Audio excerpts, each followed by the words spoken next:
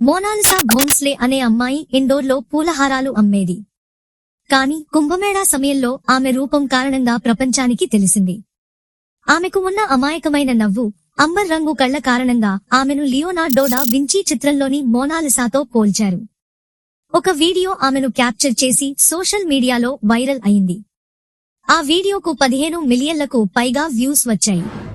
Mona Lisa పేరు ఒక్కసారిగా brown beauty గా మారింది. చాలా మంది ఆమెను చూడడానికి, సెల్ఫీలు తీసుకోవడానికి మాత్రమే వచ్చారు. అయితే ఈ ఫేమ్ వల్ల ఆమెకు సమస్యలు కూడా వచ్చాయి. పూలహారాలు కొనడానికి కాదు, ఫోటోలు తీసుకోవడానికి మాత్రమే కస్టమర్లు రావడం ప్రారంభించారు. ఇది ఆమె వ్యాపారంపై ప్రభావం చూపించింది. ఆమెకు వచ్చిన ఈ అనుకోని పాపులారిటీ వల్ల తన తండ్రి ఆమెను ఇండోర్కు తీసుకెళ్లారు.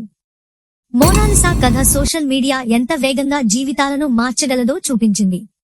ఆమె నవ్వు, రూపం కుంభమేళాలో ప్రత్యేక ఆకర్షణగా నిలిచాయి.